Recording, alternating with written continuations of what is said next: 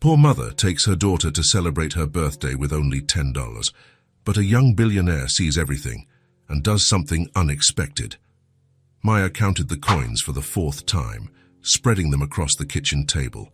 $10.20. It was all that was left until the end of the week, but today couldn't be an ordinary day. Daisy was turning 5. "Di, Mommy, can we go now?" The little girl appeared at the bedroom doorway, her brown hair a bit messy and her eyes shining with anticipation. She was wearing her favorite dress, the blue one with small flowers that Maya had bought at the thrift store last month. "Of course, sweetie." Maya tucked the coins into her jeans pocket and tried to hide her worry. "Let's go celebrate your birthday." Daisy started jumping. "Will there be cake, Mommy?" "There will be something delicious, yes." Maya tied her daughter's hair with a colorful elastic band. "It's going to be special, you'll see." The Sweet Corner Bakery was 2 blocks from their home. Maya had passed by there yesterday during her break from her cleaning job and saw the cupcakes in the window. $2.50 each. It fit into the tight budget, and Daisy loved colorful frosting. The bell on the door chimed as they entered.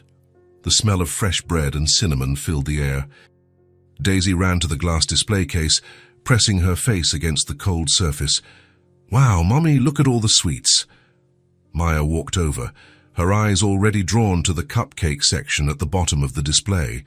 There were some with blue frosting, others with colorful sprinkles, one with a little cherry on top.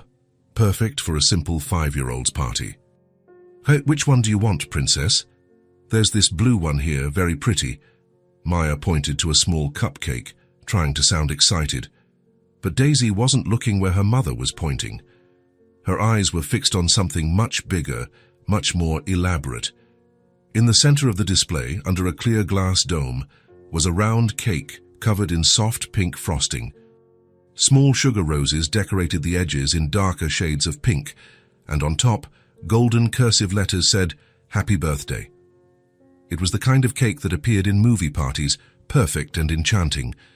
Daisy's eyes widened. She pressed both hands against the glass. "I want the pink cake, Mommy." Her voice came out loud, full of excitement and pure desire. Maya's stomach dropped. She didn't even need to ask the price. That cake would cost at least $40, maybe $50, more than she earned in 2 full days of cleaning. "Daisy, sweetie." Maya crouched down beside her daughter, placing a hand on her small shoulder. "I'm sorry, honey." Daisy turned to her, her eyes still shining with hope. Maya took a deep breath. She hated having to say those words, especially today. "We don't have enough money to buy it." The expression on Daisy's face slowly changed. Excitement turned to confusion, then to a disappointment that broke Maya's heart. "But Mommy, it's my birthday." Daisy's voice trembled. "I know, my love, I know." Maya forced a smile, trying to sound positive. "But look at these cupcakes here. They're beautiful too. And we'll sing happy birthday at home, really loud, just like you like." Daisy looked one more time at the pink cake, then at the small cupcakes, then back at her mother. Maya could see the process happening in the little girl's head, the slow understanding that we can't always have what we want, even when it's our special day. "Okay, Mommy." Daisy nodded, always so understanding, always so mature for a 5-year-old. "The cupcake will be good too." Maya felt her throat tighten. Her daughter shouldn't have to be so understanding. She shouldn't have to settle for less on her own birthday. "It will be delicious, you'll see. And afterward, we'll buy some balloons at the dollar store." They walked to the counter, where a young attendant in a striped uniform waited with a professional smile. The name tag on her chest read, Jenny. "Good afternoon. How can I help you? 1 cupcake, please." Maya pointed to one with white frosting and colorful sprinkles. "That one there." "Of course." Jenny picked up the cupcake with a small pair of tongs and placed it in a small white cardboard box. "Anything else?" Maya shook her head, taking the coins from her pocket. She counted out 2 crumpled $1 bills and 50 cents in small coins, placing it all on the counter. $2.50 exactly. Jenny smiled and handed her the box. "Is it someone's birthday?" "Mine." Daisy held up 5 little fingers. "I'm 5 today." Happy birthday, sweetie. 5 is a very big deal. On the other side of the bakery, at a small table by the window, a man sat alone drinking coffee. Maya noticed he had stopped reading his newspaper and was watching their conversation. There was something in his expression she couldn't decipher. It wasn't pity nor judgment. It was something deeper. Graham had watched everything in silence. The little girl pressing her face against the glass, her eyes filling with wonder at the sight of the pink cake, the mother carefully counting her coins, her forced smile trying to hide the pain. The gentle negotiation that every struggling mother knows well, when you want to give your child the world but can only offer a tiny piece. He knew that look in the mother's eyes. The weight of wanting to give everything to someone you love more than life itself and not being able to. The silent frustration of having to disappoint the most important person in the world. But it was the little girl's reaction that touched him the most. The way she accepted the disappointment, how she tried to protect her mother's feelings by being understanding. No 5-year-old should have to do that. Graham didn't plan what he did next. It was pure instinct, something that came from a deep place he had kept locked away for a long time. He waited for Maya and Daisy to head to a table in the corner of the bakery before he stood up. He walked to the counter, where Jenny was wiping down the coffee machine. "Hi, can I get you anything else, sir?" "Yes." Graham pointed to the center of the display case. "I'd like to buy that pink cake." Jenny followed his gaze. "This one." "It's a large cake, serves about 12 people. It's for the little girl who was just here, the one with brown hair. It's her birthday today." Jenny frowned, confused. "Do you know them, sir?" "No." Graham took out his wallet without hesitation. "But every child deserves to have a real birthday cake." Jenny's expression softened. "Wow, what a beautiful gesture. Would you like me to deliver it as an anonymous gift?" "Exactly. You can say someone wanted to give her a special surprise." Graham paid the $45 without batting an eye. To him, it was just numbers in a bank account. For that family, it was probably more than they had for food for the entire week. He went back to his table, trying to look natural, as he watched Maya help Daisy open the cupcake box. The little girl clapped when she saw the colorful frosting, and Maya began to sing "Happy Birthday" softly.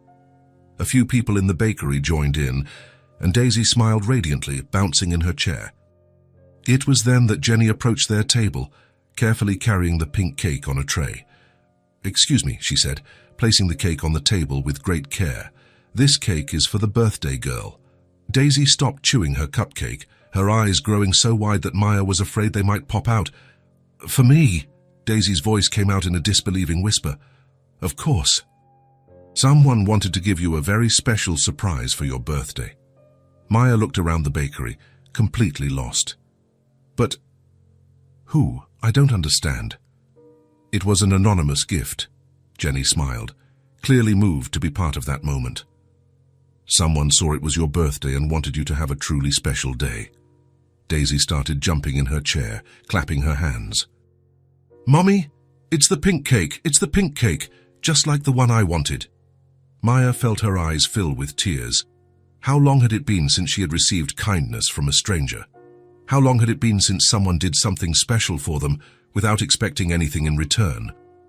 She looked around the bakery, searching for a familiar face, some clue as to who could have done this. Her eyes scanned the tables, the other customers, until they landed on the man by the window. He raised his coffee cup in a small, discreet toast, then went back to looking at his newspaper. "Can I eat it now, Mommy, can I?" Daisy was practically vibrating with joy. Maya quickly wiped her eyes, not wanting her daughter to see her tears. "Of course, sweetie. It's all yours." Daisy didn't need to be told twice. She started eating with her hands, getting pink frosting all over her fingers. Maya laughed, a real laugh, from the bottom of her heart, the first in weeks. "Mommy, look. The little roses are real." Daisy showed her a small sugar rose. "Can I save one?" "You can save as many as you want, Princess." Graham finished his coffee slowly, watching the girl's pure joy. Each of her laughs was like a ray of sunshine after months of rain. When he stood up to leave, he couldn't resist walking past their table. Maya looked up as he approached. There was recognition in her eyes, She knew it had been him. "Excuse me," Graham said, stopping beside the table. "If you'll allow me, I'd love to invite you both to lunch." Maya blinked, surprised for the second time that day. "I'm sorry. I know it might seem strange, an invitation from a stranger, but it's her birthday and—" Graham searched for the right words. "So it would be an honor to celebrate with you." Daisy looked at him curiously, her face smeared with pink frosting. "Was it you who bought my cake?" Graham smiled, a smile that reached his eyes. "Maybe." "Mommy, can he have lunch with us?" Daisy turned to her mother, excited. "Please." Maya hesitated. She didn't know this man. It could be dangerous to accept invitations from strangers, but there was something in his eyes, a genuine kindness she hadn't seen in a long time. And after that gesture with the cake, she felt she could trust him. We wouldn't want to be a bother." "It wouldn't be a bother at all?" "It would be a pleasure." Maya looked at Daisy, who was clasping her hands in a plea, then back at Graham. There was sincerity in his voice, nothing forced or suspicious, just a kind invitation from someone who had made their day special. "All right," she said finally. "Thank you." Graham's smile widened. "I know a place nearby. Nothing too fancy, but the food is good and they're kid-friendly." He helped Maya box up the rest of the cake while Daisy skipped beside them, still euphoric from the surprise. They walked 3 blocks to a small, cozy restaurant called Rosie's Diner. The place had a warm, familiar feel, with red leather booths, formica tables, and old photographs on the walls. Graham asked for a table by the window, and they settled in. When Maya opened the menu, her face went pale. The dishes ranged from $12 to $25. A simple hamburger cost $15. She closed the menu quickly, her heart racing. We can't afford this." Her voice was low, embarrassed. Graham leaned forward, his voice gentle and firm. "You are my guests. Order whatever you'd like." "But sir, this is too expensive." "Graham, my name is Graham," he smiled warmly, "and I insist. It's her birthday. Let me do this." Maya looked into his eyes, searching for any sign of pity or condescension. She found nothing but pure sincerity. "Thank you," she whispered, her voice choked with emotion. The waitress approached, a middle-aged woman with graying hair and a warm smile. "Good afternoon, folks. What can I get for you today?" Daisy studied the menu with all the seriousness of a 5-year-old, pointing to the colorful pictures. "I want mac and cheese," she announced, tapping the table. "The big one." "Excellent choice, dear," the waitress smiled. "Meant for Mum." Maya hesitated, still uncomfortable with the generosity. "A salad, the simplest one." "The Caesar is fine," Graham nodded to the waitress, "and I'll have the turkey sandwich with fries." While they waited for the food, Graham didn't ask any invasive personal questions. Instead, he talked to Daisy about cartoons, about school, about her favorite toys. "Who's your favorite princess?" he asked. "All of them," Daisy laughed. "But I want to be a different kind of princess, one that helps people, like Mommy does." Maya felt her eyes fill with tears again. Graham noticed but didn't comment. The food arrived on large and steaming plates. Daisy attacked the mac and cheese as if she hadn't eaten in days, and maybe that was true. Maya ate slowly, savoring every bite of the fresh salad. "Is it good, Mommy?" Daisy asked, her mouth full. "It's delicious, sweetie." When Daisy finished her mac and cheese, wiping the plate clean with her finger, she looked hopefully at Graham. "Can I have dessert?" Maya was about to say no automatically, but Graham spoke first. "Of course you can. It's your birthday, after all." Daisy ordered strawberry ice cream with chocolate sauce and whipped cream. When it arrived in a large glass, she ate it with her eyes shining with pure happiness. Graham watched the scene in silence. He didn't try to make forced conversation or present himself as a hero. He just offered genuine presence and simple kindness. When they finished, Maya gathered the courage to ask what had been puzzling her since the bakery. "Why did you do this? For us? You don't even know us." Graham was quiet for a long moment, looking out the window at the busy street outside. "Sometimes," he said finally, "we just need to remember that there's still kindness in the world. And sometimes, We need to be that kindness." Maya didn't know what to say. His words touched something deep inside her that she had almost forgotten, the idea that good people still existed. "Thank you," she said, and this time her voice didn't tremble. "I don't know if this was a little or a lot for you, but for her it was everything." Graham nodded slowly. "It was everything for me, too." They said their goodbyes in front of the restaurant. Daisy ran to give Graham a tight hug, still holding a piece of the pink cake wrapped in a napkin. "Thank you for my cake and for lunch," she said, looking up at him with pure admiration. "You're welcome as princess. Happy birthday." Maya extended her hand to Graham, who shook it gently. "Thank you so much for everything, for making this day special for her. The pleasure was all mine." Graham watched them walk away down the sidewalk, Daisy skipping beside her mother, chattering excitedly about the cake, the lunch, about the kind man who had made her birthday perfect. He stood for a long moment watching them disappear around the corner. For the first time in months, perhaps years, Graham felt truly light, as if a weight he had been carrying for so long had lessened, even if just a little, as if he had remembered who he used to be before the pain took over everything. He didn't know it yet, but that encounter would change everything for him, for Maya, for Daisy. Sometimes the best beginnings are born from the simplest gestures: a pink cake in a display window, a lunch shared with strangers, the decision to reach out when someone is in need. Sometimes that's how life offers a second chance, through a 5-year-old girl who wanted a pink cake and found so much more. Graham was walking down Maple Street for the 3rd time that week. He didn't have a specific reason to be there, at least not one he'd admit to himself. He just felt a strange urge to walk these streets, as if he were looking for something he couldn't name.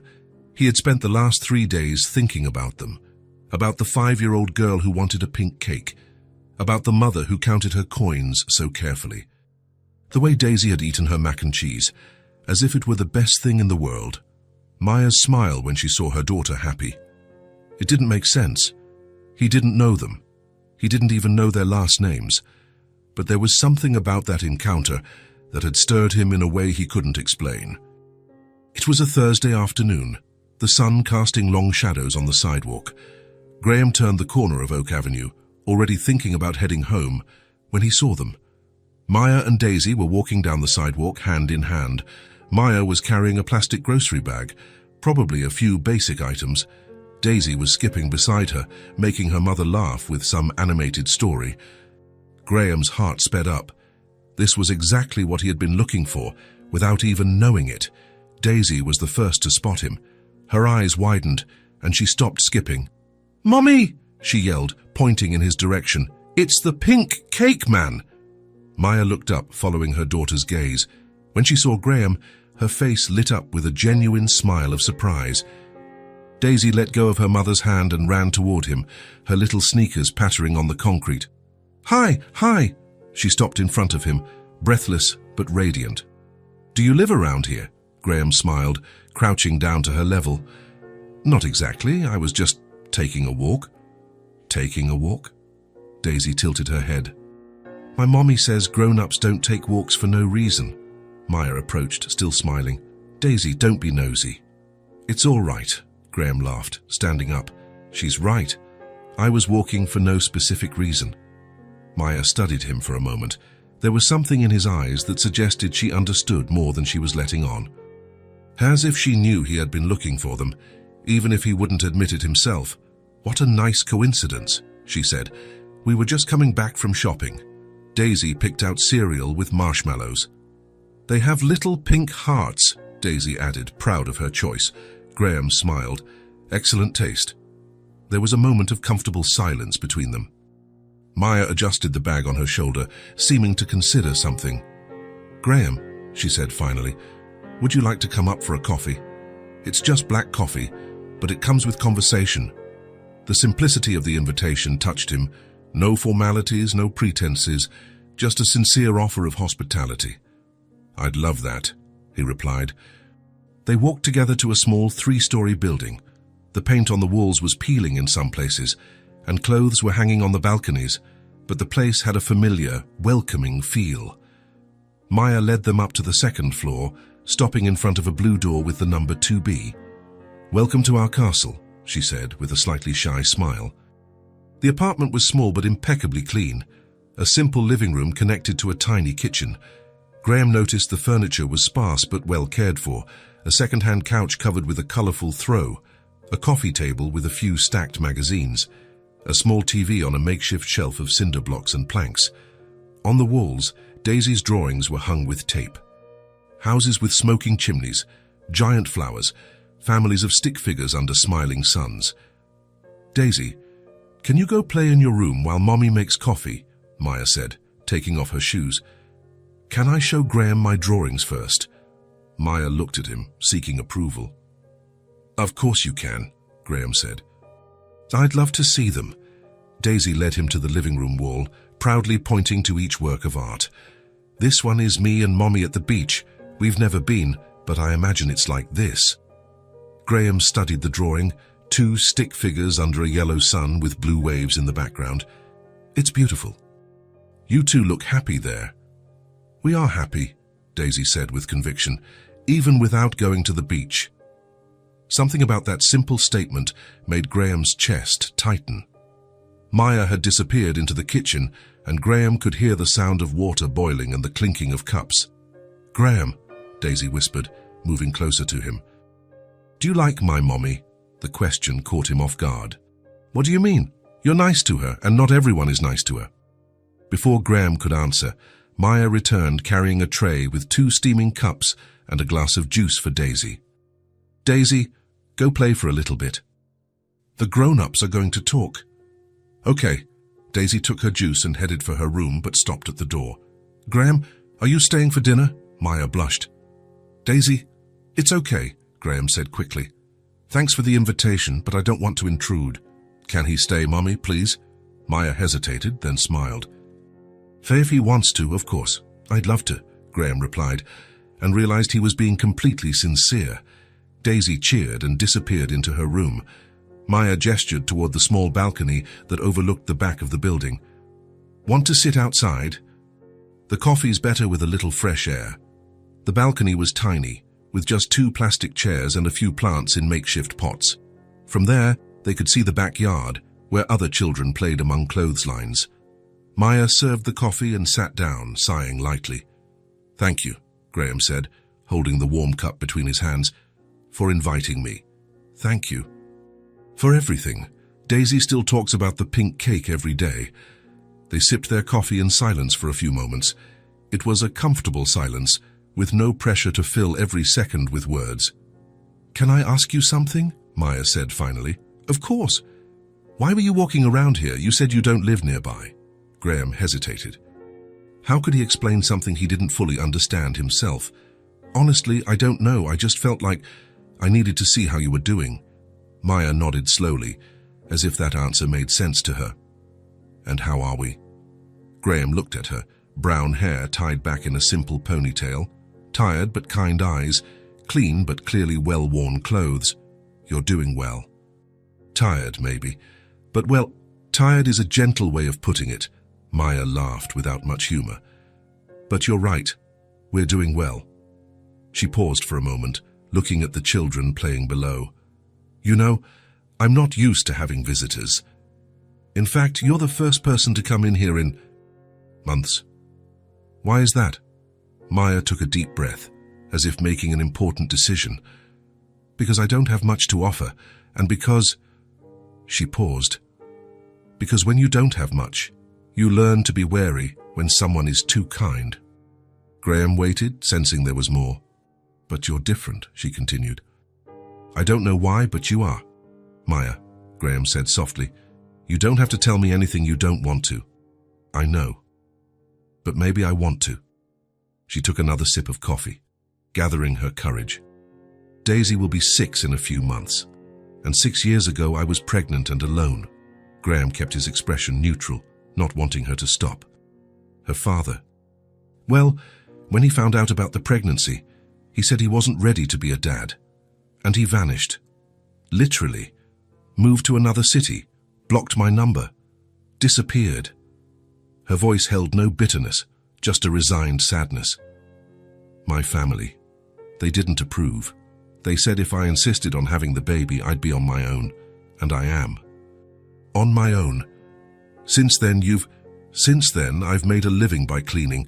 I clean offices at night, houses during the day, anything that allows me to bring Daisy along or work while she's sleeping." Graham felt a tightness in his chest, imagining Maya working all night, then taking care of Daisy during the day. "It's hard," she continued. "Very hard. I've gone to work sick. I've gone to bed not knowing if there'd be food the next day. I've had to choose between medicine for her and food for both of us." Her voice trembled slightly, but she composed herself.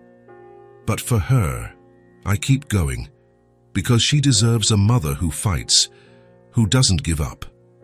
The silence that followed was profound. Graham looked at Maya, really looked at her. He saw the quiet strength in her shoulders, the determination in her eyes, the unconditional love that kept her standing every day. "You're incredible," he said finally. Maya shook her head. "I'm not. I'm just a mother doing what she has to do. That's what makes you incredible." Daisy appeared at the balcony door, holding a piece of paper. "Mommy, look, I drew Graham with us." Maya reached out, and Daisy handed her the drawing. It was typical for a child, 3 stick figures under a smiling sun, but this time there were 3 figures, not 2. "It's beautiful, sweetie," Maya said, her voice a little choked up. Graham looked at the drawing, at the beaming Daisy, at Maya trying not to cry. Something moved inside him, something that had been dormant for a long time. "Can I have a copy?" he asked. "You can have this one," Daisy said. "I'll make another one for Mommy." "Are you sure?" "I'm sure." "So you don't forget us?" Graham held the drawing carefully, as if it were made of glass. "I won't forget you," he said, looking into Maya's eyes. "Not ever." And in that moment, on the small balcony of a simple apartment, with a 5-year-old girl handing out drawings and a mother sharing her story, a door opened. Not just the apartment door, but a door to something new, something none of the 3 had expected to find. There, trust was born, not just between Maya and Graham, but something deeper. The belief that maybe, just maybe, none of them had to be alone. Graham stayed for dinner, which was simple, pasta with tomato sauce and a salad. But the small table felt perfect, with the 3 of them sitting around it. Daisy telling stories from school, Maya laughing for real, Graham feeling part of something he didn't know he was looking for. When he left, it was already dark. Daisy had fallen asleep on the couch, and Maya carried her to bed. "Thank you," she said when she came back, "for listening. For not judging. Thank you. For trusting me." They said goodbye at the door, but both knew it wasn't a final farewell. It was just the beginning of something they didn't have a name for yet, but that was already a part of their lives. Graham walked down the stairs holding Daisy's drawing, feeling lighter than he had in years. And Maya closed the door, leaning against it for a moment, a small smile on her lips. The door to a new relationship had opened, and this time, neither of them was in a hurry to close it. 3 days had passed since the coffee on the balcony, but Graham couldn't stop thinking about his conversation with Maya. The words she had shared with such courage kept echoing in his mind during work, at meals, before sleep. The image of her working through the night, then caring for Daisy during the day, carrying the weight of supporting a family all by herself, deeply unsettled him. He knew that struggle. Not in the same way, but he knew the feeling of carrying enormous responsibilities for someone you love more than life itself. The difference was that Maya was doing it completely alone, with no support system, no one to share the burden or offer relief in the toughest moments.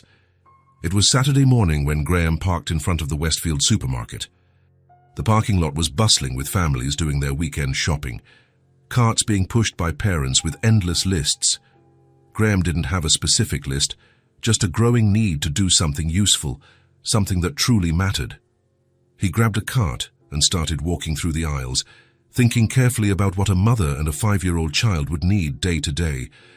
Brown rice, black beans, pasta, the staples that sustain a family and yield several nutritious meals. Fresh fruits that Daisy would love, bright red apples, ripe yellow bananas, sweet seasonal strawberries, whole milk, organic eggs, soft white bread. In the cleaning supplies aisle, he chose quality detergent, concentrated laundry soap, all-purpose disinfectant. Products Maya used both for her cleaning job and at home, and that would last longer. In the personal hygiene section, he picked up gentle-scented children's shampoo, conditioner, fluoride toothpaste, moisturizing soap. Basic but essential items that weigh heavily on a budget when you have to choose between necessities. Lastly, he stopped at the supermarket's bakery. Colorful mini cupcakes were on display, small, perfect, decorated with pastel-colored frosting that looked like miniature paintings, exactly what would make the eyes of a little girl who had fallen in love with a pink cake shine with pure joy. In the checkout line, Graham questioned for the first time if he was doing the right thing. Maya was proud, independent, strong as steel. Could she misinterpret his gesture? Think he felt sorry for her or Daisy? Feel diminished or humiliated? But then he remembered the immense trust she had placed in him by sharing her story with such vulnerability. He remembered the way she had shared her struggles without self-pity, just raw honesty. This wasn't about pity or charity. It was about genuine care between people who were starting to matter to each other. At home, Graham carefully arranged everything in a wicker basket he found in the closet. He placed the basic goods at the bottom, the colorful fruits in the middle, and put the mini cupcakes on top. Like a small multicolored smile over all the practical items. It was functional, but it also had a touch of joy and affection. The hallway of apartment 2B was quiet when he arrived on Sunday afternoon. Graham heard soft music coming from inside, something gentle that created a cozy atmosphere. He knocked on the door and heard familiar footsteps approaching. "Ty, who is it?" "It's me, Graham." The door opened, revealing Maya in comfortable home clothes, a faded lavender t-shirt and grey sweatpants. Her brown hair was up in a messy bun, and there was a small smudge of blue paint on her left cheek, probably from some activity with Daisy Hanami Graham. What a surprise! Her eyes automatically dropped to the large basket in his hands, and her expression subtly changed. A shadow of suspicion crossed her face. "What is this?" "A few things I thought you might be able to use," he said, trying to sound casual and natural, as if it were the most normal thing in the world. Maya looked at the basket, then at him, then at the basket again. Graham could practically see the thoughts racing through her mind, gratitude mixed with suspicion, need battling against fierce pride. She hesitated, crossing her arms defensively over her chest. "Is this pity?" The question was loaded with both vulnerability and defense. Graham understood immediately. Maya had spent years being judged, being seen as a poor thing, being treated as a charity case by people who wanted to feel better about themselves. "No," he answered with absolute firmness and conviction. "It's gratitude, it's care." Maya studied him for a long moment, searching his eyes for any sign of condescension or falsehood. "Gratitude for what?" "You let me into your home. You shared your story with me. You made me feel—" Graham searched for the right words, ones that would express the truth without sounding over the top. "You made me feel connected again. That's worth much more than anything in this basket." Maya's shoulders relaxed slightly, but her guard was still partially up. "And care?" she asked, her voice softer now. "Because I care about both of you, and when we genuinely care about someone, we want to make sure they're okay. Not out of obligation, but by personal choice." Maya looked once more at the basket, and Graham could see the internal battle raging between the fierce pride that kept her standing every day and the practical reality that help was welcome, especially when offered with respect. "Graham, Mommy? Who is it?" Daisy appeared behind her mother, still in pink unicorn pajamas, her brown hair completely tousled from an afternoon nap. "It's Graham, sweetie." "Graham!" Daisy squeezed between her mother's legs, beaming. "You brought cupcakes. I can see them on top of the basket." Graham laughed, always impressed by her sharp observation skills. "How did you know?" "Because you're the sweets man," Daisy clapped excitedly. "Mommy, can he come in, please?" Maya looked into Graham's eyes one more time, searching, carefully evaluating. He held her gaze steadily, letting her see all the sincerity in his intentions. "Come in," she said finally, stepping aside. "And thank you." Graham handed the basket to Maya, who received it with natural dignity. There was no humiliation in her gesture, no exaggerated or uncomfortable gratitude, just genuine acceptance of a well-intentioned gesture between people who were starting to become important to each other. "This isn't help," Graham said softly, echoing Maya's unspoken thoughts. "It's presence." Maya nodded slowly, perfectly understanding the crucial distinction. Help implied desperate need, inability. Presence implied caring, being part of something bigger. In the small but organized kitchen, they unpacked the basket together. Daisy celebrated each item as if it were Christmas morning, hopping from one foot to the other. Red apples. "I love red apples, they're the sweetest." "And bananas, Mommy, look how big and yellow these bananas are." "Strawberries, can I eat one now, just one?" "And the cupcakes, they're tiny and perfect. Can I have one after lunch?" Maya laughed, a genuine and contagious laugh that filled the small apartment with human warmth. "After lunch, princess? Now let's put everything away properly." Graham stayed to help organize the groceries in the cabinets. He noticed Maya had an efficient system, everything in its place, maximizing the limited space. Graham stayed for lunch, simple ham and cheese sandwiches, but made with care and affection. And for an afternoon snack, apple slices with peanut butter. And to help Daisy with a 100-piece puzzle that had been giving her trouble for days. "Graham, you're so good at puzzles," Daisy exclaimed when he found several pieces that fit perfectly. "Can you help me always?" "Whenever you want," he replied, genuinely touched by her simple trust. When Maya casually mentioned that the kitchen faucet had been dripping for 3 weeks and wasting water, Graham asked if he could take a look. 20 minutes later, armed with a basic wrench, the problem was completely fixed. "How did you learn to do that?" Maya asked, genuinely impressed. "My father was an engineer. I grew up tinkering with broken things, trying to understand how they worked." "It must have been special to have a father who taught you those things," Maya said, a subtle note of nostalgia in her voice. Graham nodded but didn't elaborate. He wasn't ready to talk about his own complicated story yet. A week later, Graham returned. This time with a bag full of children's books he had found at a used bookstore downtown. He had spent time selecting stories Daisy might like, adventures of brave princesses, tales of true friendship, fables with gentle lessons. "Stories!" Daisy shouted when she saw the bag, running to hug Graham's legs. "So you brought stories for me. Do you read to her every night?" Graham asked Maya, as Daisy explored the books with reverence. "Every single night, without exception. It's our special time, just the two of us." "Can I read one now?" Graham offered hesitantly. Daisy was already settling onto the small couch, making room for him beside her. Maya sat on her daughter's other side, and the three of them squeezed comfortably onto the furniture that barely fit two. Graham read The Brave Princess, with different voices for each character, making Daisy laugh until she cried with his exaggerated impressions. Maya watched, a genuine smile on her face, seeing her daughter so completely happy and engaged. The visits became frequent and natural. Graham invariably showed up on weekends, sometimes during the week too. Always with some plausible reason, he brought an educational toy he had seen and remembered Daisy, offered to help with some small repair, or showed up at dinner time, just passing by. Maya began to look forward to his visits, though she would never admit it out loud. She found herself tidying the apartment more carefully on weekends, preparing extra coffee, leaving the door ajar to hear his familiar footsteps on the stairs. The house that was once quiet, punctuated only by the voices of Maya and Daisy, now echoed with more frequent laughter and lively conversations.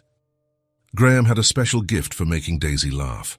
He imitated cartoon character voices, made up crazy stories about unicorns, played make-believe with a seriousness that made everything even more fun. "Graham," Daisy said one rainy afternoon, as they were building an elaborate castle of blocks, "can you stay here with us forever?" Graham stopped stacking blocks and looked at Maya, who was folding clothes on the couch. She had stopped too, waiting for his answer. "Why do you want me to stay?" he asked carefully. "Because you make Mommy smile more often. And because you know how to fix things that are broken And because you always bring cupcakes or stories. Graham laughed softly. Those are good reasons. And because you're my friend, Graham, Daisy added, as if that explained everything and was the most important reason.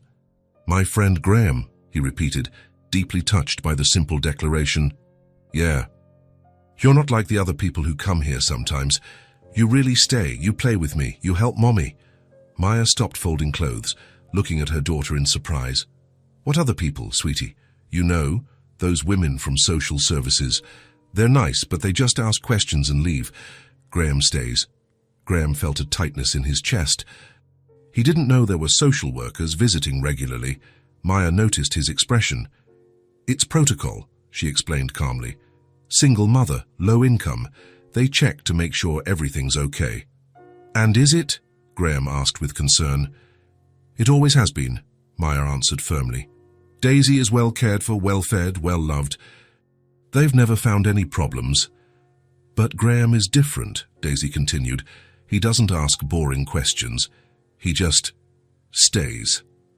That afternoon, while Daisy was napping, Maya and Graham sat on the balcony with coffee. She's right, you know, Maya said. You are different. How so? Most people who know our situation either feel sorry for us, or they want to fix us, or they want to feel better by being charitable. Maya took a thoughtful sip of coffee. But you're just here. You don't try to give me advice on how to improve my life. You don't make me feel like a project. Because you're not a project, Graham said with conviction. You're an incredible person raising an incredible daughter. There's nothing to fix. See? That's exactly it. You see us as we are, not as poor, unfortunate souls. Can I tell you something? Maya said hesitantly. Always.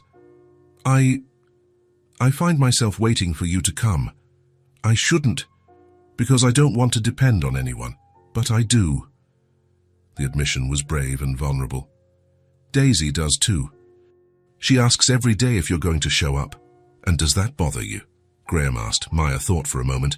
It used to, because it meant we were getting used to you, and people like us. It's dangerous to get used to good things. Why? Because they can leave. Graham turned to look at her directly. I'm not going to leave, Maya. You can't promise that. Yes, I can, and I do. There was something in his voice that made Maya believe him. In the following weeks, Graham's presence became even more natural. Maya gave him a key to the apartment for emergencies. He knew where she kept Daisy's medicine. He knew the household routine as if he had always been a part of it.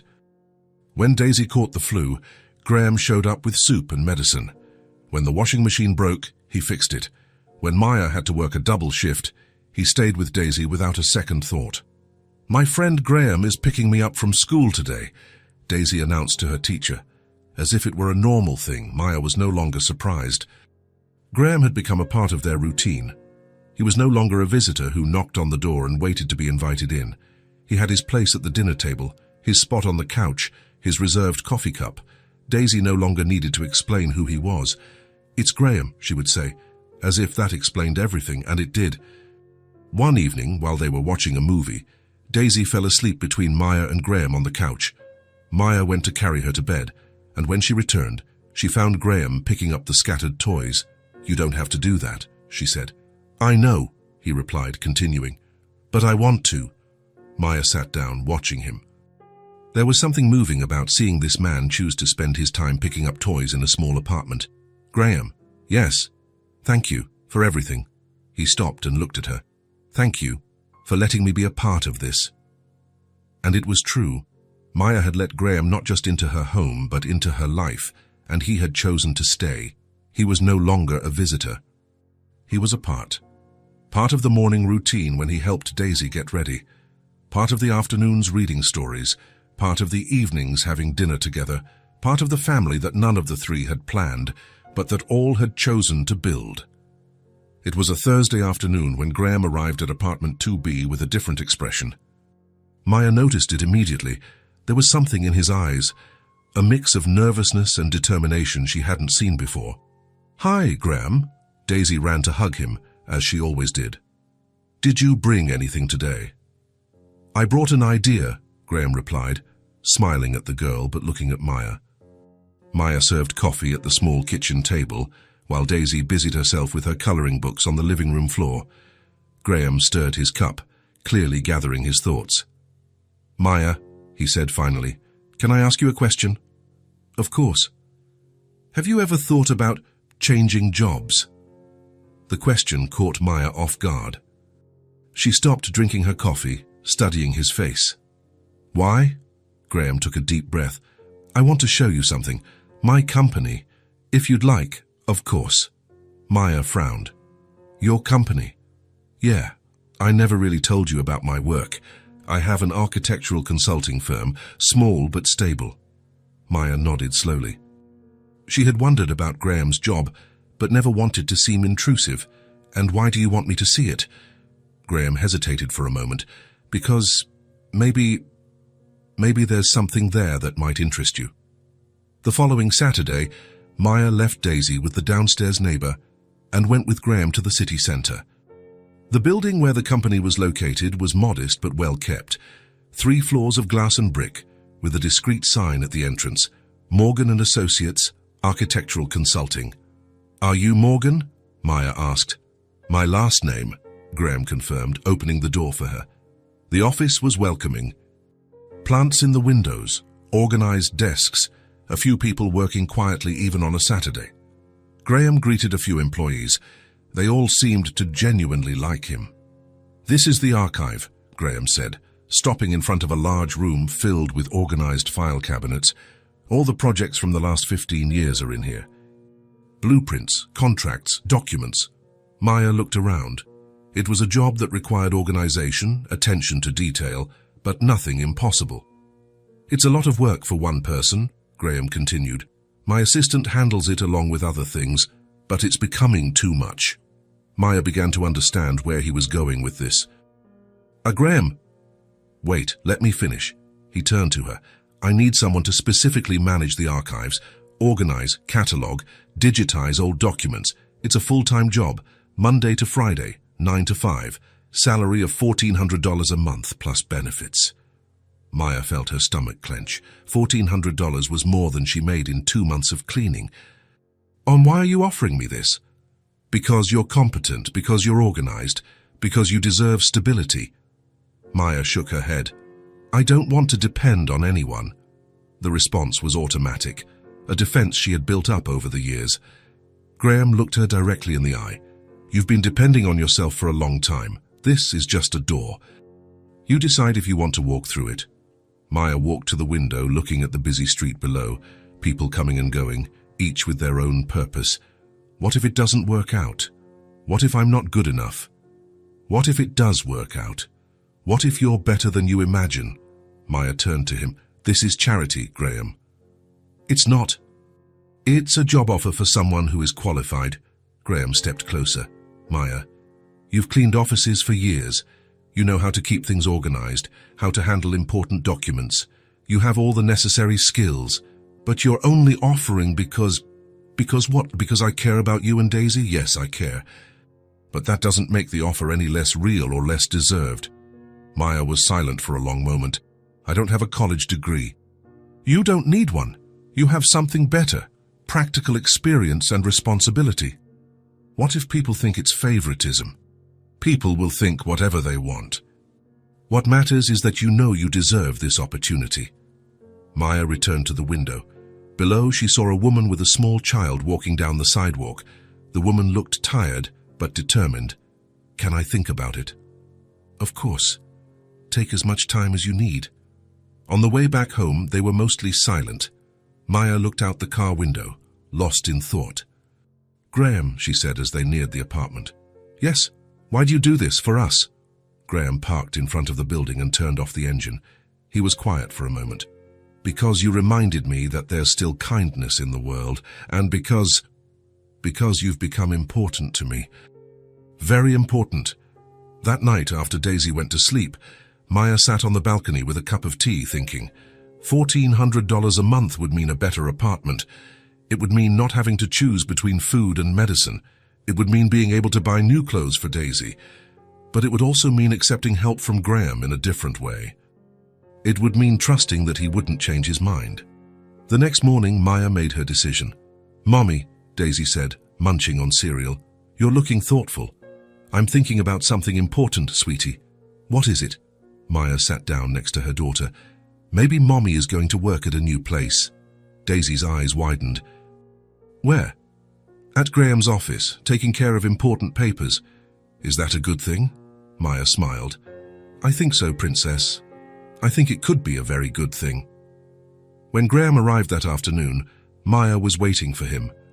"I accept," she said before he even came inside. Graham stopped at the door. "Are you sure?" "I am." Maya took a deep breath. "For Daisy." "For me. Because you're right, this is a door, and I want to walk through it." The smile that spread across Graham's face was radiant. "When can I start?" Maya asked. "Monday, if you'd like." "I would." Daisy came running from the kitchen. "Mommy's going to work with Graham." "Not exactly with him, sweetie." "In the same place as him. Does that mean we'll see Graham every day?" Maya and Graham looked at each other, smiling. "Not every day," Maya said, "but we'll see each other more." That night, after Graham left, Maya lay awake for a long time, staring at the ceiling. For the first time in years, she felt something she had almost forgotten. Hope. It wasn't just about the money, though that was important. It was about dignity. It was about having a job that didn't leave her exhausted, that didn't force her to work through the night. It was about the possibility of a different future. On Monday morning, Maya dressed with care. She chose her best blouse, the skirt she saved for special occasions. "Mommy, you look pretty," Daisy said, clapping her hands. "Thank you, sweetie." "Mommy's nervous." "Why?" "Because it's an important day, a day for a new beginning." Graham came to pick her up, as they had arranged. In the car, Maya looked out at the city windows with different eyes. "Nervous?" Graham asked. "Very. It's normal." "You'll do great." When they arrived at the office, Graham's assistant was waiting to welcome her, a middle-aged woman with a warm smile. "You must be Maya. Welcome to the team." Maya smiled, still nervous but grateful. "I'll show you everything," the woman said. "Oh, don't worry, you'll get the hang of it in no time." As she explained the filing system, Maya felt like she was learning a new language. But it was a language that made sense, that fit with her organized nature. At the end of the first day, when Graham offered to drive her home, Maya was tired but satisfied. "How was it?" he asked. "Different." "Ah, good, different." Maya looked at her own hands. For the first time in years, they weren't chapped from cleaning products. "It's the first step of a possible new beginning," she said, almost whispering. Graham smiled. "That's exactly what it is." When they got home, Daisy was waiting at the window. "Mommy." "How was your first day?" Maya scooped her up, spinning her around in the small living room. "It was the beginning of something new, Princess. The beginning of something very good." That night, as Daisy slept, Maya sat on the balcony looking at the stars. For the first time in a long time, the future didn't seem like a constant struggle. It seemed like a possibility. 3 weeks had passed since Maya started working at Graham's company. The routine had settled in naturally. He picked her up every morning. They worked in the same building but maintained a respectful professional distance, and in the evening he drove her home, where they would have dinner together like a family. It was a Thursday evening. Daisy had fallen asleep earlier than usual, tired from a full day at school. Maya and Graham were sitting on the small balcony, each with a cup of coffee, watching the city lights turn on one by one. The silence between them was comfortable, as had become the norm. It wasn't the awkward silence of people with nothing to say, but the natural quiet of two people who feel at ease in each other's company. Maya glanced at Graham from time to time, noticing how he seemed more relaxed in recent weeks. The tension lines around his eyes had softened, and he smiled more often. But there was still something about him, a deep sadness she could perceive in the quietest moments when he thought no one was watching. "Graham," she said finally, breaking the soft silence of the night. "Yes?" Maya hesitated for a moment, turning the cup in her hands. "Si, can I ask you something?" "You can always ask." She took a deep breath, gathering the courage to ask the question that had intrigued her since that first day at the bakery. "Why did you do all of that for us?" Graham paused with the cup halfway to his lips. He froze for a long moment, as if the question had triggered something deep inside him. "What do you mean?" "From the beginning. The pink cake, the lunch, the visits, the basket, the job." Maya paused. "You didn't know us. You didn't owe us anything. Why did you do it all?" Graham set his cup on the small table next to his chair. His hands trembled slightly, and Maya noticed. "It's a long story," he said, avoiding her gaze. "We have time." Graham was silent for so long that Maya began to think he wouldn't answer. He stared at his own hands, as if gathering strength for something very difficult. Finally, he took a deep breath and looked into her eyes. "That day," he began, his voice lower than usual, "the day we met, was the anniversary of my daughter's death." Maya felt the air leave her lungs. The cup nearly slipped from her hands. "Your daughter?" Graham nodded, his eyes filling with a pain Maya recognized immediately, the pain of someone who has lost the most important person in the world. "Emily," he said, and the name came out like a prayer. "She was 5 years old, the same age Daisy is now." Maya said nothing, just waited. Instinctively, she knew this was a story Graham needed to tell at his own pace. "I raised her by myself since she was born," Graham continued, his voice growing steadier as he spoke. "Her mother, Jennifer, died in childbirth, complications no one expected. Suddenly, I was alone with a newborn baby, with no idea what I was doing." He paused, running a hand through his hair, a gesture Maya had come to recognize as a sign of nervousness. "It was hard at first, very hard. I worked from home so I could take care of her, barely slept, lived in a constant panic that I was doing everything wrong. But Emily," a sad smile crossed his face, "Emily was special.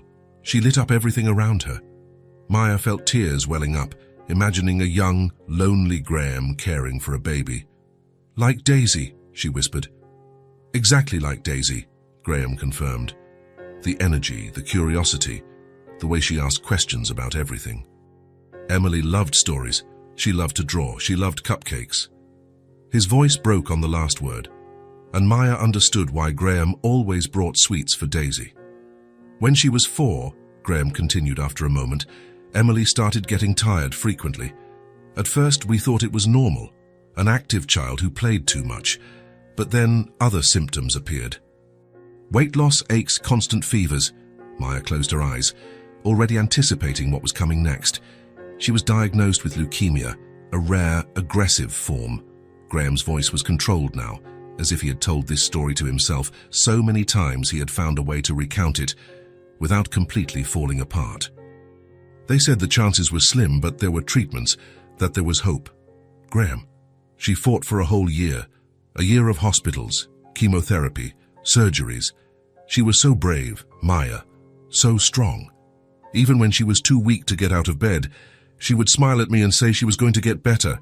Tears were now streaming freely down Maya's face. She could picture it perfectly, a brave little girl fighting something much bigger than herself, and a desperate father trying to be strong. For months, it seemed like she was improving. The doctors talked about remission, about a cure. I started to believe we had beaten it.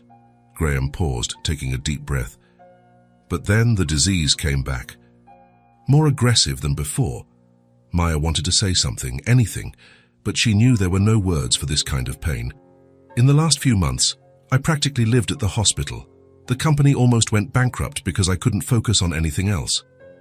Nothing mattered except being with her, making sure she knew she was loved." Graham's voice started to tremble again. "In the final week, the doctors said there was nothing more they could do, that it was a matter of days. I stayed with her day and night, holding her hand, reading her favorite stories, singing the songs she liked." Maya could no longer hold back her sobs. The pain in Graham's voice was palpable, as if the wound were still open and bleeding. "She died on a Tuesday morning. She just slipped away, sleeping while holding my hand." Graham paused, wiping his own eyes. That was 3 years ago. But that day in the bakery, it was the anniversary of her death. Maya understood everything at once. Why he was alone that day. Why the scene with her and Daisy had touched him so deeply. Why he had approached them. I had left the house because I couldn't stand being there, Graham continued. Every year, on that day, I drive aimlessly, as if trying to escape the memories. I went into that bakery just because it was raining. He looked directly at Maya, and then I saw you. I saw Daisy looking at that pink cake with the same eyes Emily had when she wanted something. I saw you trying to be strong for her, even when it was obvious things were hard. And for the first time in 3 years, Graham paused, searching for the right words. For the first time in 3 years, I remembered that life still existed. That there were still mothers fighting to make their daughters happy. That there were still children dreaming of pink cakes. Maya couldn't speak. The tears streamed down her face as she processed everything Graham had just shared. That day, I just wanted to be alone with my pain, Graham said. But then I saw you, and I remembered that life goes on. That Emily would have wanted me to help other children get their pink cakes. The silence that followed was deep and charged with emotion. Maya finally understood why Graham had entered their lives. It wasn't charity. It wasn't pity. It was a man trying to give meaning to his loss by helping another family. Without a word, Maya reached out and took Graham's hand. Their fingers intertwined naturally, and she could feel him trembling slightly. "Thank you," she whispered. "For what?" "For telling me. For trusting me with this." Graham squeezed her hand. "Thank you. For letting me be a part of your lives. For giving me a purpose again." Maya looked at him, really looked at him. She saw the pain he carried, but she also saw the strength. She saw how he had transformed his loss into something beautiful, into genuine care for others. "Emily would be proud of you," she said. Graham smiled through his tears. "I hope so." They sat in silence for a few more minutes, hands intertwined, each lost in their own thoughts. Maya thought about how strange life was, how Graham's greatest loss had become the greatest blessing in her life. "Graham?" "Yes. You're not alone. Not anymore." He looked at her, and Maya saw something shift in his eyes. An acceptance, a peace that wasn't there before. "I know," he said, "and neither are you. You'll never be alone again." That night, after Graham left, Maya lay awake for hours, thinking about the story he had told. She finally understood why he always looked at Daisy with such affection, why he cared so much about them. It wasn't just kindness, it was transformed love. It was a father who had lost his daughter finding a way to keep being a father. And Maya knew with absolute certainty that she understood him as no one else could, because she also knew what it was like to do anything for the person you love. She also knew what it was like to carry the world on your shoulders for a child. The difference was that now, for the first time, neither of them was carrying that weight alone. 2 weeks had passed since the night Graham told her about Emily. Something had changed between them, not drastically, but in a subtle and profound way.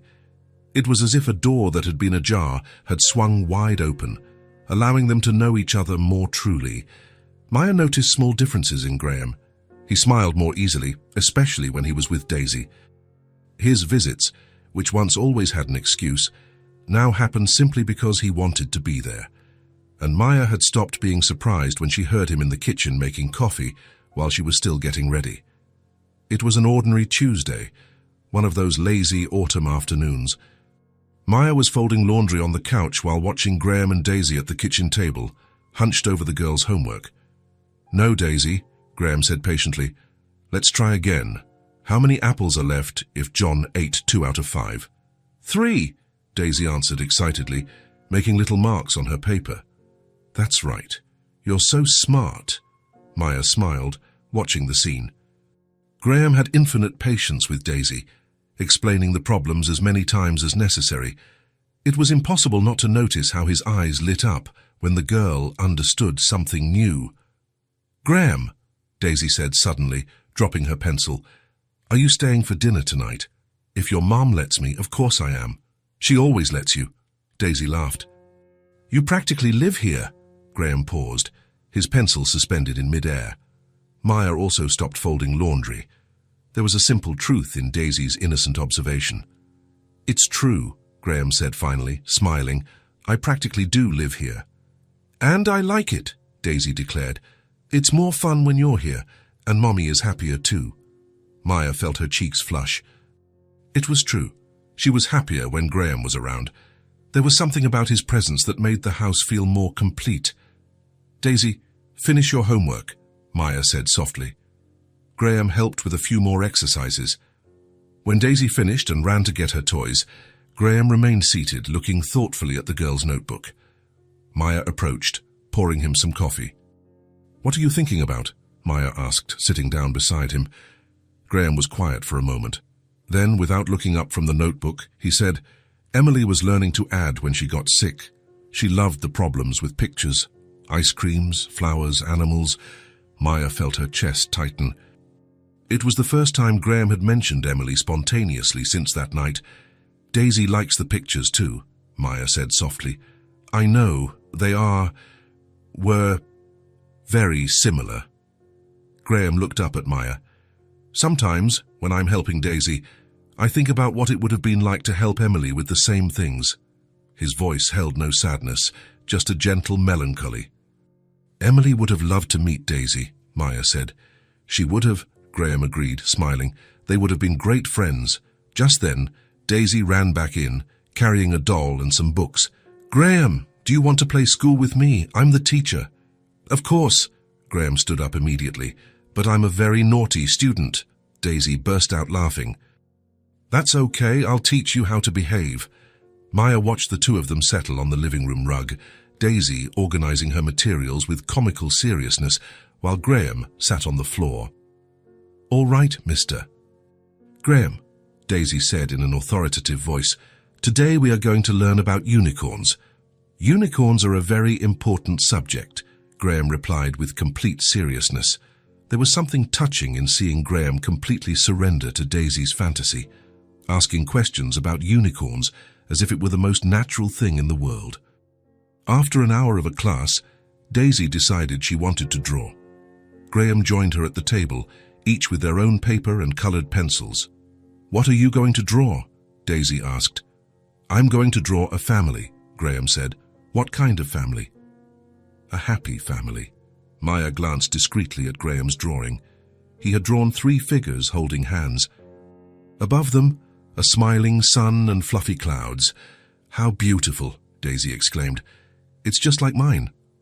Maya saw that Daisy had also drawn 3 figures, but her version included a house with heart-shaped windows.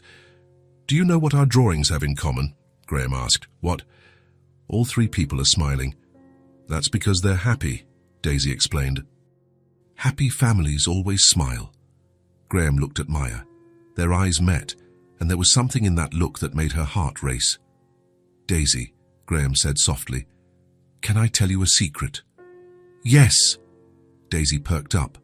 Graham leaned closer to her. Everything I couldn't give to my daughter, so I want to give to you. Daisy tilted her head, not fully understanding, but sensing they were important words. What kind of things? Help with homework, bedtime stories, hugs when you're sad, being here when you need me.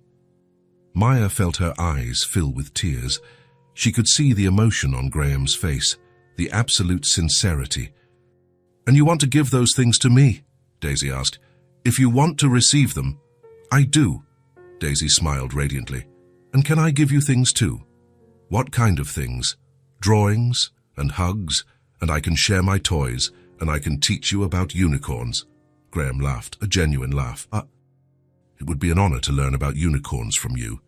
Then Graham turned to Maya, who was still near the sink. And you too, he said, looking directly into her eyes, are the family I didn't know I could still have. The words hung in the air.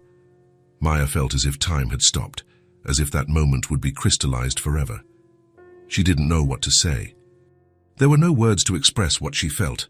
Gratitude, love, relief, hope, all mixed into an emotion so intense it left her speechless. Instead of trying to find words, Maya simply walked to the table. She placed one hand on Graham's shoulder, gentle but firm, and the other on Daisy's hair. She just stood there. And that was enough. Graham understood. Daisy understood. They didn't need grand declarations. Maya's presence, her hand on his shoulder, it said everything. From that afternoon on, something definitively changed.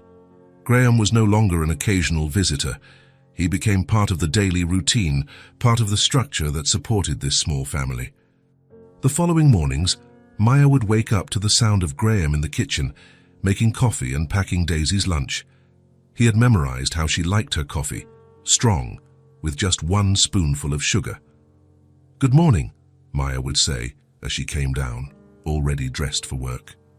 "Good morning," Graham would reply, handing her the steaming cup. Daisy has already showered and is getting dressed. It was surprising how natural this became, as if Graham had always been part of the rushed mornings, the little crises when Daisy couldn't find her shoe. He took Daisy to school every morning, developing their own rituals. Daisy always chose a song to play in the car, and Graham would pretend he didn't know the lyrics to make her laugh. On the way back, he would tell Maya about their little adventures, how Daisy had seen a funny dog, or made up a story about the clouds. In the afternoon, Maya often found Graham and Daisy in the kitchen preparing dinner together. Graham had become an expert in recipes Daisy could help with: simple pastas, colorful salads, easy desserts. "Mommy, look what I made," Daisy would always announce, presenting a dish like a work of art. "It looks beautiful, sweetie," Maya would reply sincerely. It didn't matter if the salad was messy or if there was flour everywhere.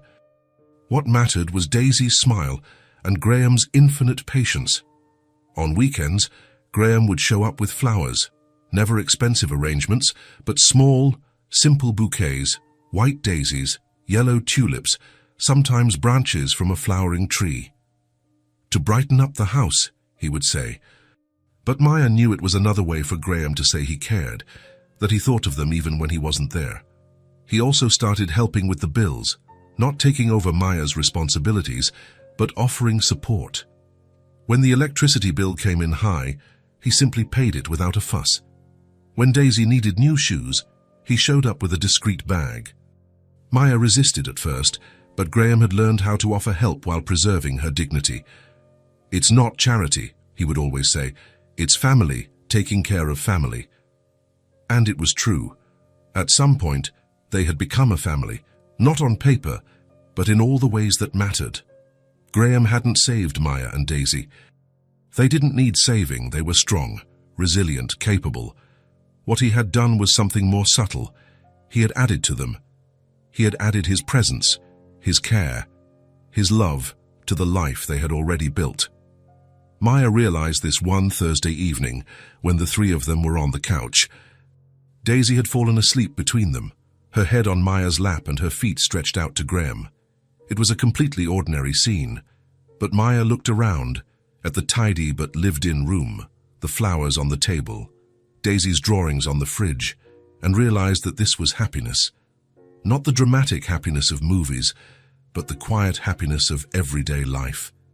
The happiness of knowing there was someone to share responsibilities with, to celebrate victories, to be present in both the important and the ordinary moments.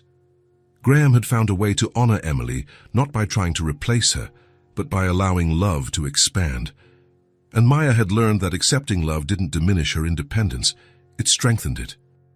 That night, when Graham got up to leave, Maya walked him to the door. "Graham," she said, taking his hand. "Yes?" "Thank you. For adding, not for saving." He smiled, gently squeezing her hand. "Thank you. For letting me add."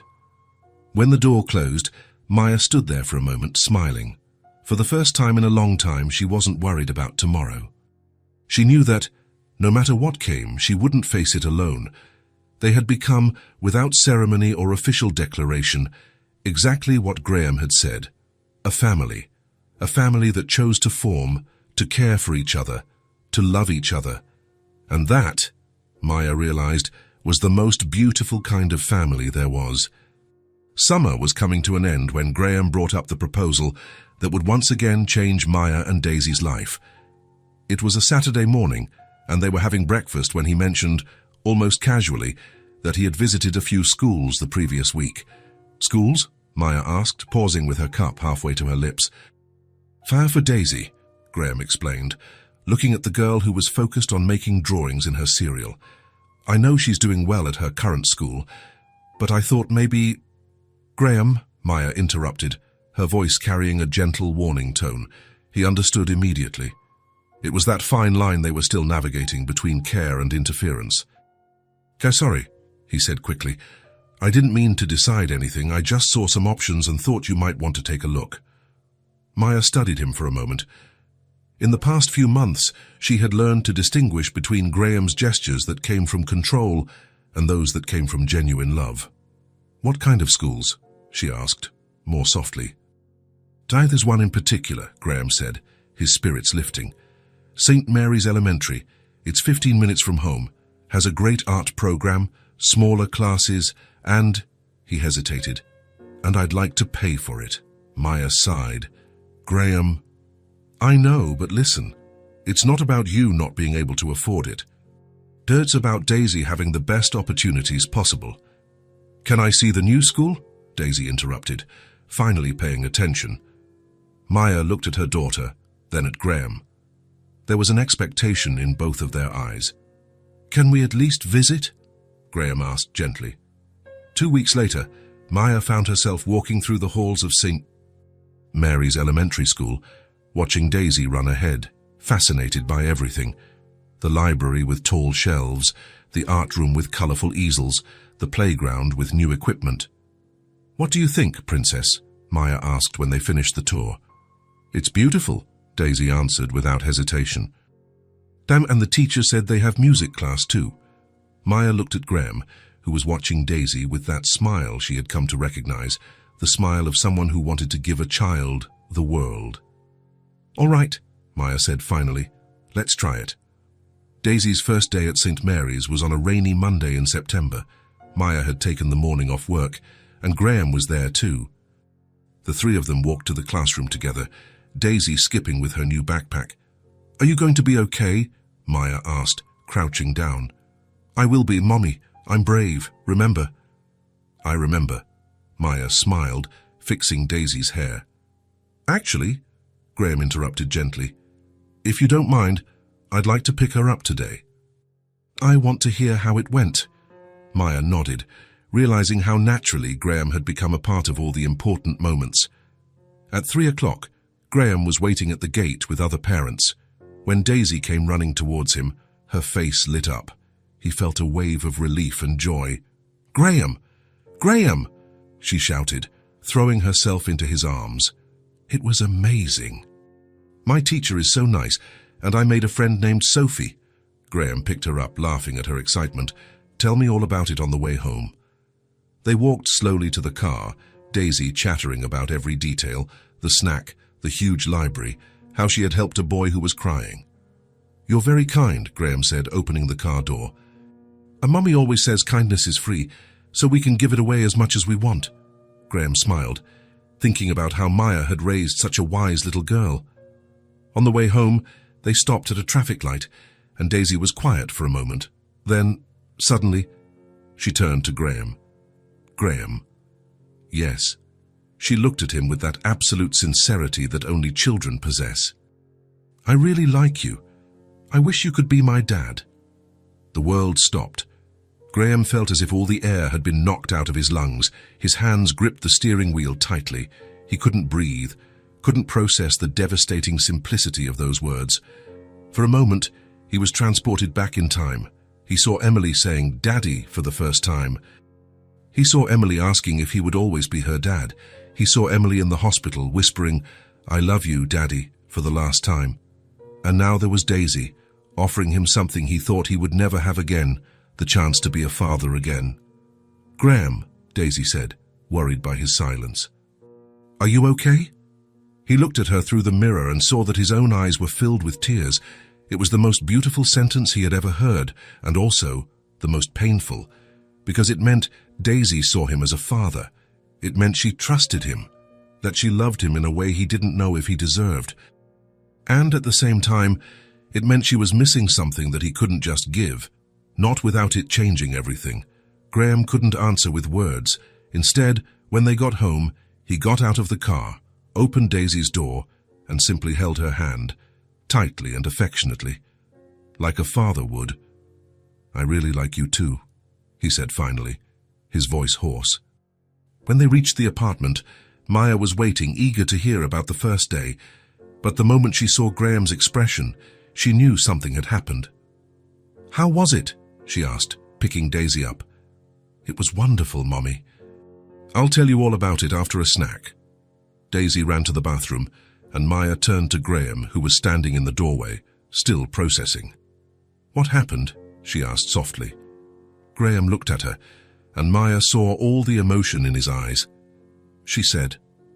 He paused, running a hand through his hair. "In the car she said she really liked me, and that she wished I could be her dad." Maya felt her heart stop. She glanced towards the bathroom, where they could hear Daisy humming, then looked back at Graham. She said nothing. There were no words that could capture the beauty and pain of Daisy's innocent observation. Instead, Maya simply walked over to Graham and placed her hand on his chest, over his heart, and she stood there, in silence, letting him know that she understood. Graham covered Maya's hand with his own, and they stood like that for a long moment, united in the understanding that their lives had once again changed. The weeks that followed passed in a quiet routine. Graham continued to be a part of their daily lives, but there was a new layer of meaning to every interaction. One Thursday afternoon, 3 weeks after the first day of school, the three of them were in the kitchen after dinner. It was a completely ordinary scene, Graham drying the dishes while Maya folded the dish towels, Daisy sitting at the table coloring and softly singing a song from school. There was nothing special about that moment. There were no dramatic declarations or grand promises. There was just the three of them, moving around the small kitchen with a natural synchronicity. There was just Daisy's soft singing, the sound of dishes being put away, the smell of detergent and a shared dinner, and there was the silent certainty that they wanted to try. Together, Maya stopped folding the towels and looked at Graham, who was wiping a pot. Daisy continued to sing, oblivious to the moment unfolding. "Graham," Maya said softly. He turned to her, and their eyes met. There was an unasked question in the air. "We don't know what we're doing," Maya said finally, her voice carrying all the honesty she could muster. "But we want to do it together." Graham put the pot in the cabinet and turned fully to face her. There was a moment of silence, and then he smiled, not the cautious smile of the first few months, but a smile full of hope. "Then let's do it," he replied. Daisy looked up, sensing that something important had happened. "Do what?" she asked. Maya and Graham looked at each other, and then Maya moved to the table, sitting next to her daughter.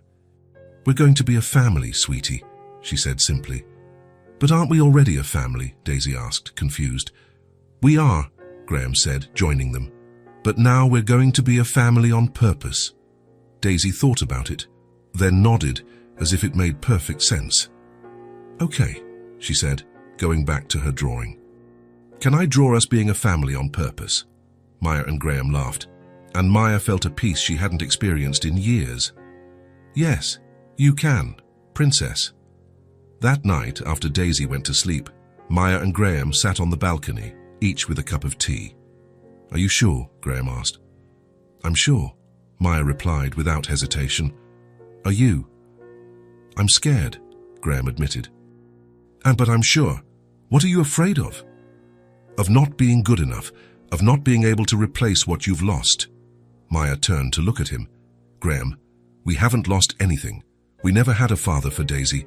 You're not replacing anyone. You're being the first." Graham felt something expand inside his chest. He had spent so much time thinking about replacement, about second chances. But Maya was right. He wasn't replacing anyone in Daisy's life. He was being the first father she had ever known. "And Emily?" he asked softly. "Emily will always be your daughter," Maya said with conviction. "Nothing will change that, but a heart has room for more than one person. Love doesn't diminish when it expands." Graham nodded, feeling a peace he hadn't experienced since Emily's death. "So let's try," he said, Let's try. Maya agreed. And so, without ceremony or fanfare, without legal documents or official declarations, they became a family. A family built not on blood ties, but on time, pain, listening, and staying.